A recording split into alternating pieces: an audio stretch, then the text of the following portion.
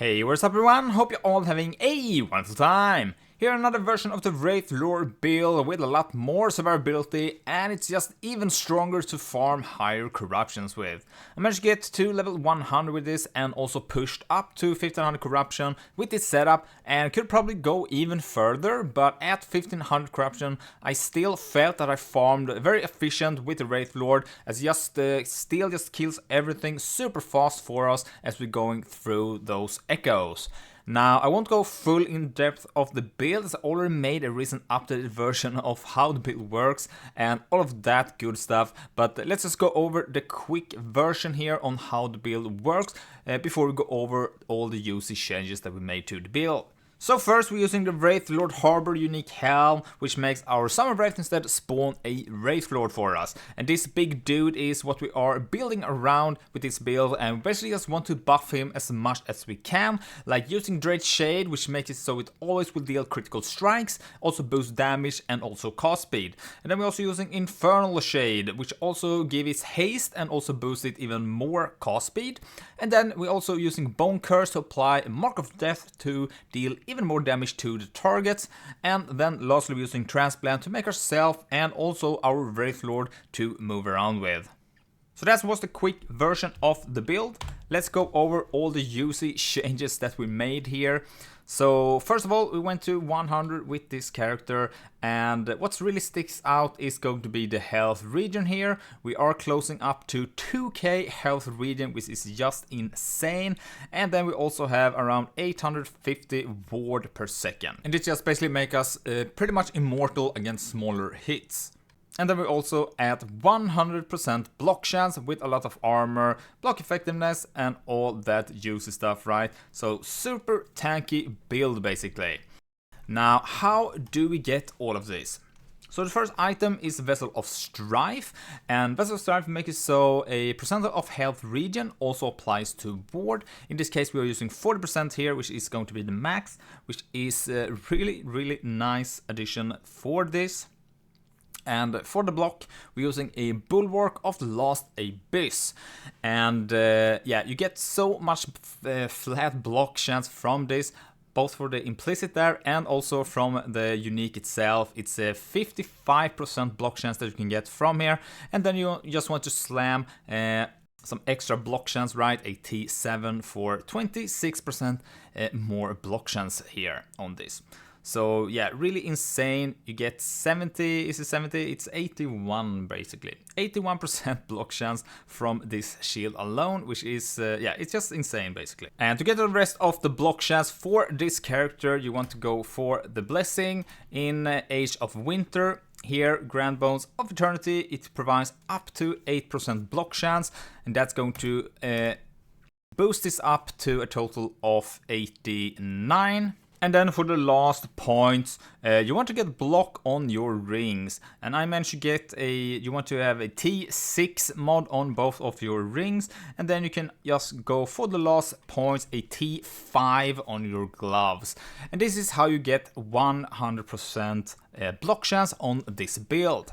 Now you also need block effectiveness, also really strong node, right? Because block effectiveness makes it so you take less damage from blocks, and as we are at 100% block all the time, we just take less damage from those. And that's something that you can really aim for to min-max this build, like getting it as an extra LP for the 2 LP on the shield, for example, but that's just for the min-maxing. For the last build, we were using a Bastion of Honor. This is just super easy to get yourself to block cap with this, but however, you only get it to enemies that are nearby to you within 4 meters, right? So this is obviously super strong because you do have 100% block chance up all of the time with this.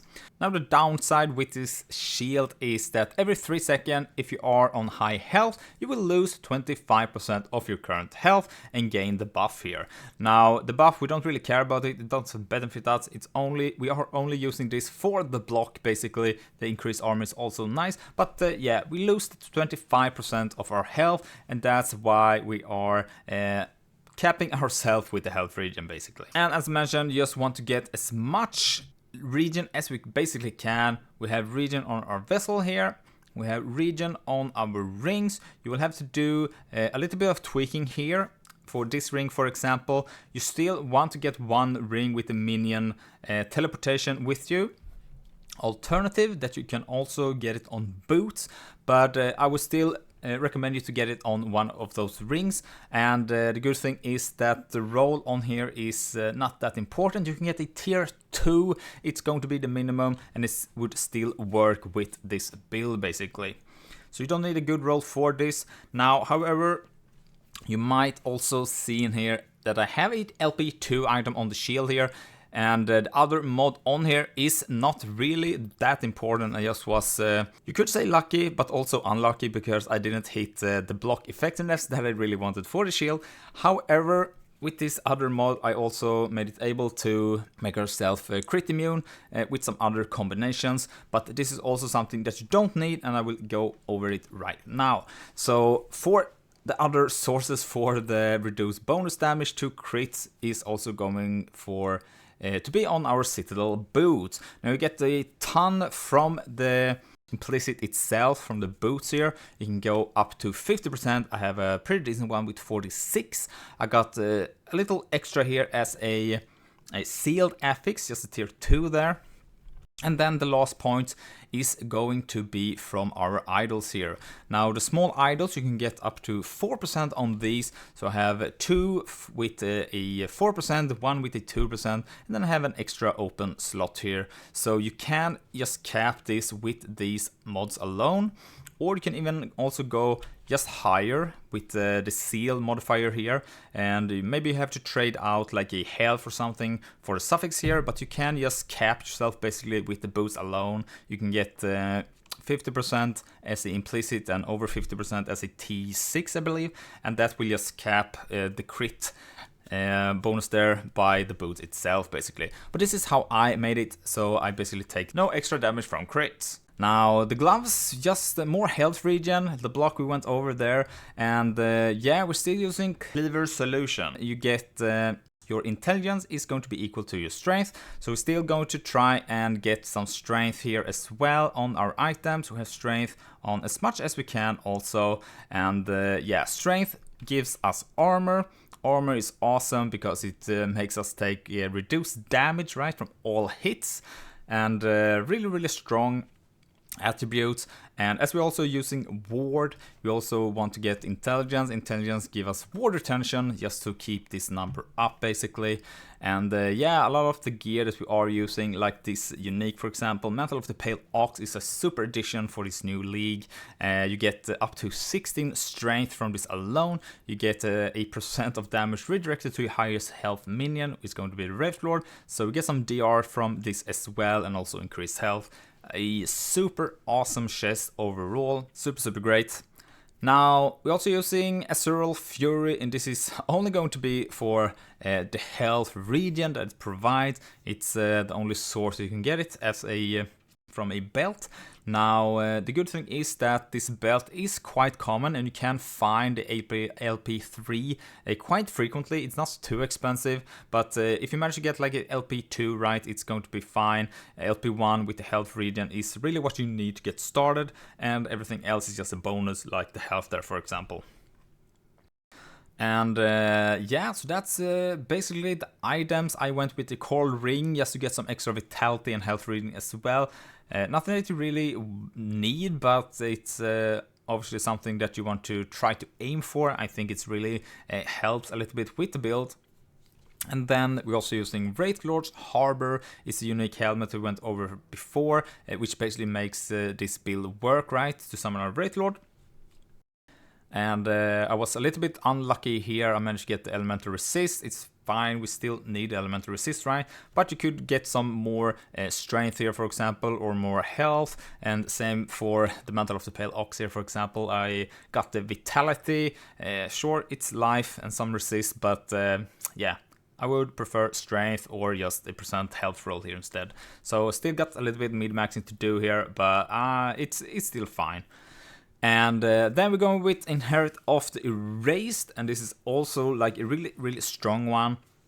Now you could go and try to get something like this with critical strike multiplier and all of that good stuff, but With this amulet, basically every 10 seconds a random minion is chosen, receiving Frenzy and 200% of the stats of this item. So critical multiplier is really strong. However, the Wraithlord build is using the Wraithlord, and he will summon 2 smaller ones.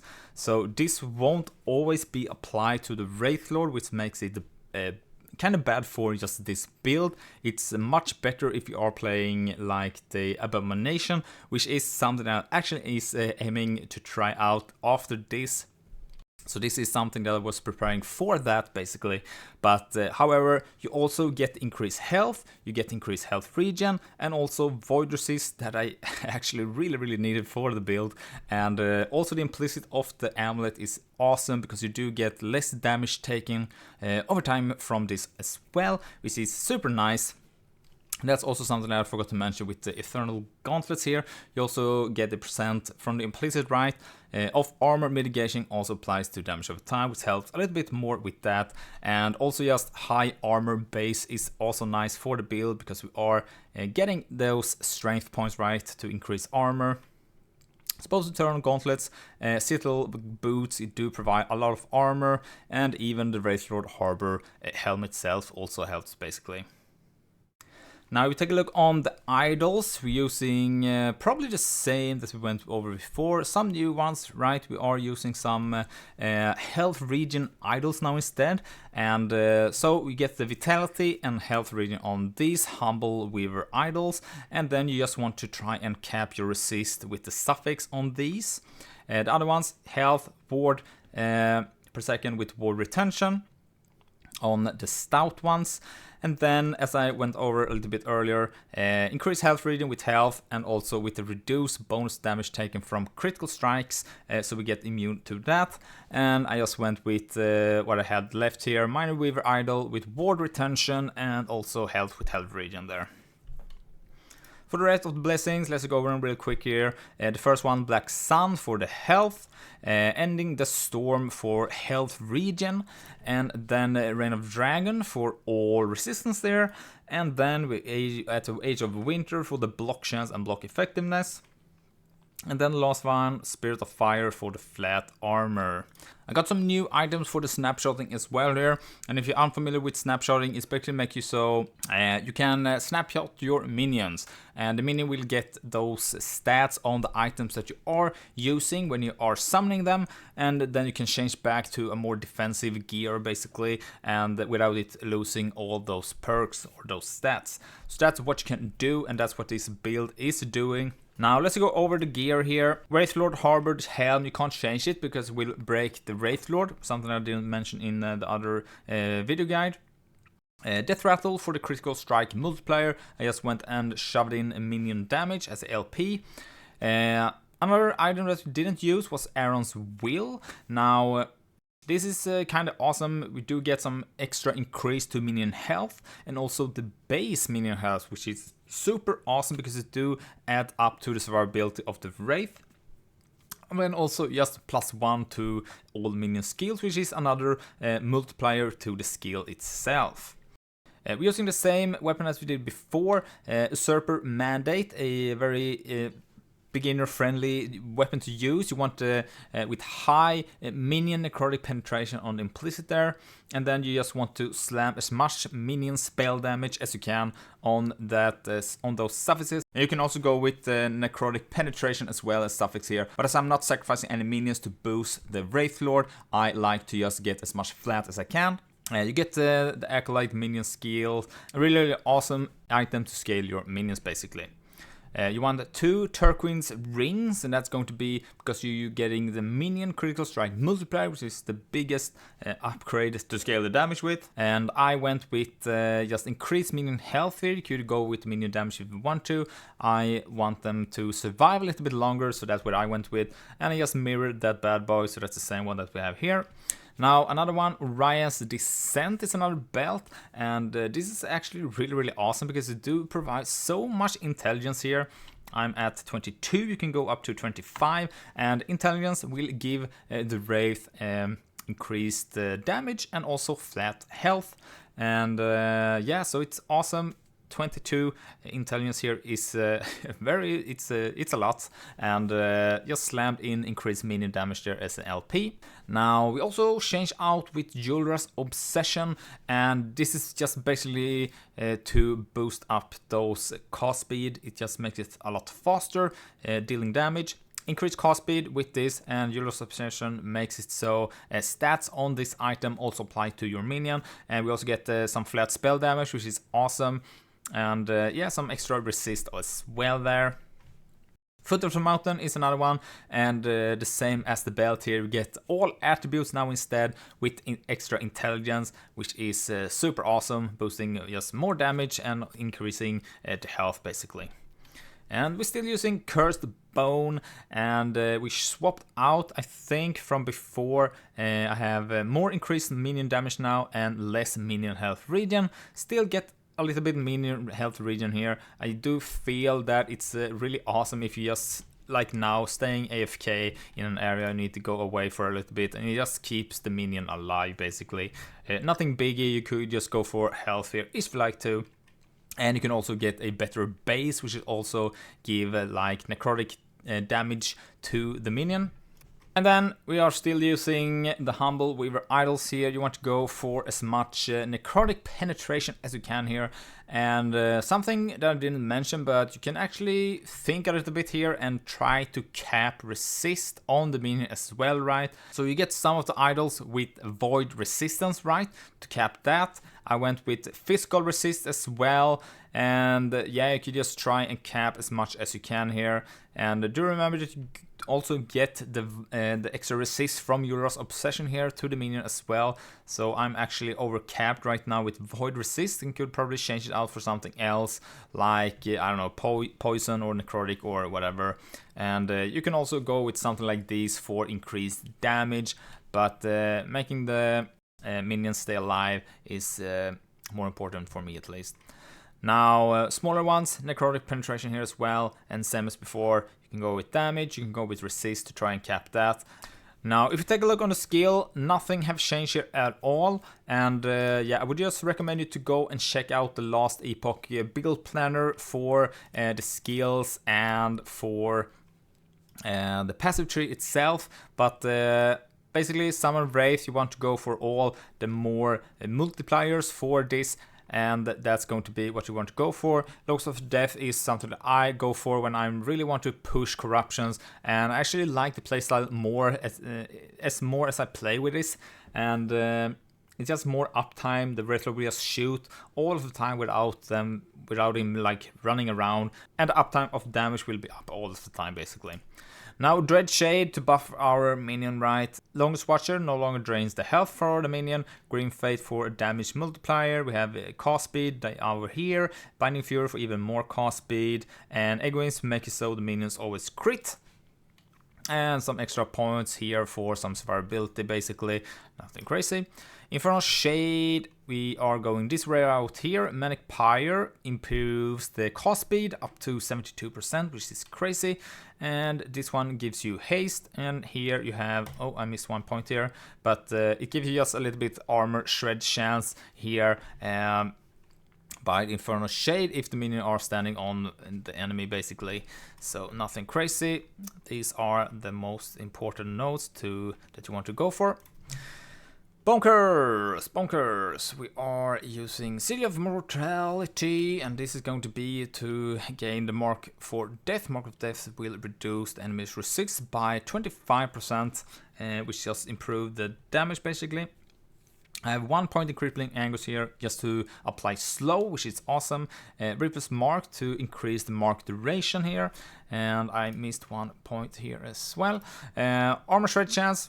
This will apply more armor shred chance. Basically, how Bone Curse works is you apply the curse, and all the hits that are applying to the enemy with the curse on it will, everything here will apply to that enemy basically. So this will give you more armor shred chance. And then the last one here, Brittle Bone for the Krill Threshold, works as Culling Strike from PoE.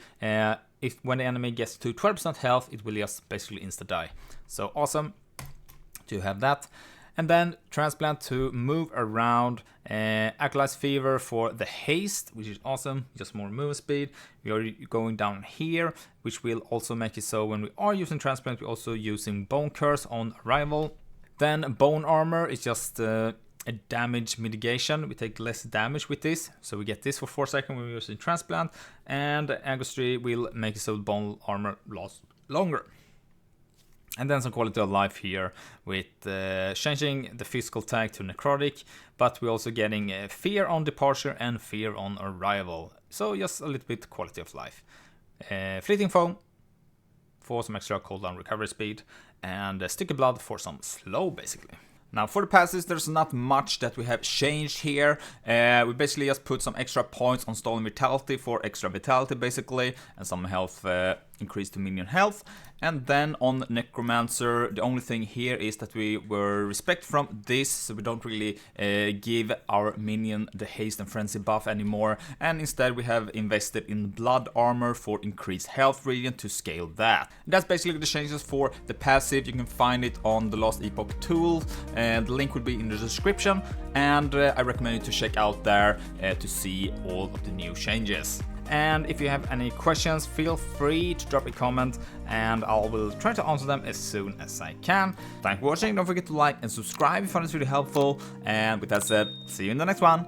Bye!